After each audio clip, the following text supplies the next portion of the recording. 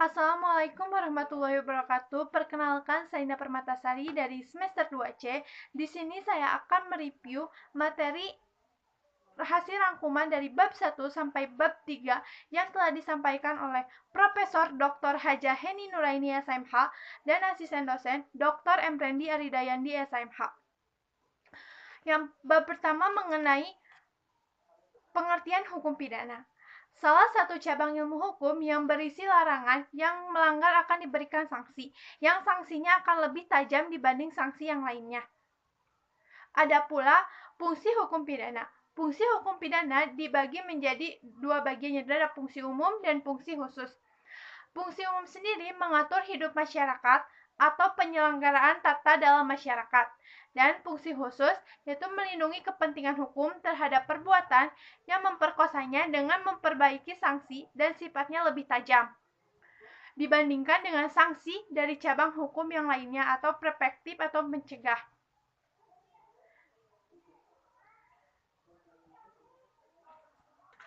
Bab kedua yaitu membahas tindak pidana. Pengertian tindak pidana merupakan pengertian yuridis yang berbeda dengan istilah kejahatan atau perbuatan jahat. Dilihat dari isinya, terdiri dari perbuatan pidana atau criminal act, 2. Pertanggungjawaban pidana atau criminal responsibility atau criminal liability. Terdapat pandangan yang memisahkan pengertian antara perbuatan pidana dan pertanggungjawaban pidana atau dualistis. Pandangan yang menyatukan pengertian pidana dan pertanggungjawaban pidana atau monistis. Pada akhirnya, baik dualistis maupun monistis mempunyai tujuan yang sama, yaitu pidana. Unsur-unsur tindak pidana dibagi menjadi dua bagian, yaitu ada unsur objektif dan unsur subjektif. Pembaharuan perbuatan atau kelakuan akibat yang menjadi syarat mutlak dari delik.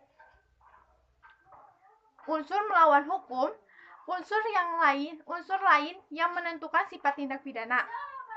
Unsur yang memberatkan, unsur tambahan yang menentukan tindak pidana. Yang selanjutnya adalah unsur subjektif.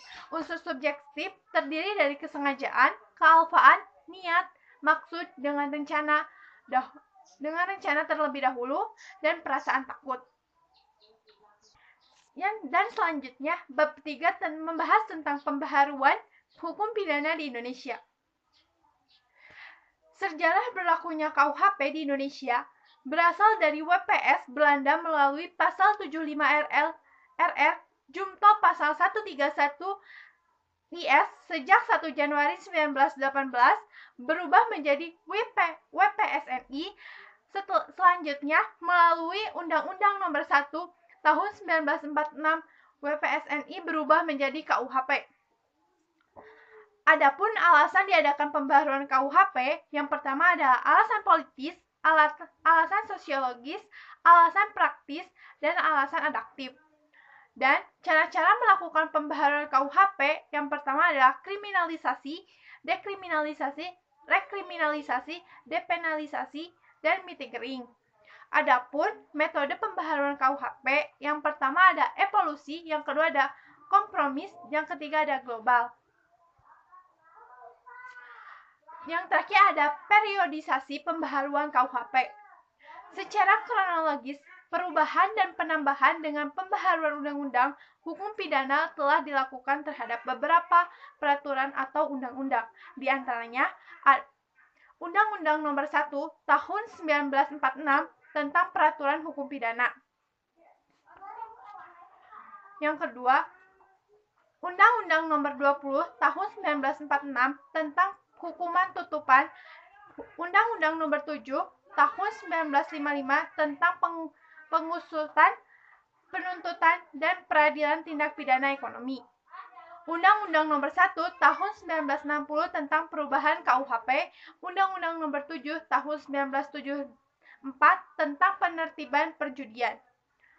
Undang-Undang Nomor 27 Tahun 1999 tentang perubahan KUHP yang berkaitan dengan kejahatan terhadap keamanan negara. Yang terakhir, Undang-Undang Nomor 31 Tahun 1999, Junto Undang-Undang Nomor 20 Tahun 2001 tentang tindak pidana korupsi. Sekian yang dapat saya sampaikan. Wassalamualaikum warahmatullahi wabarakatuh.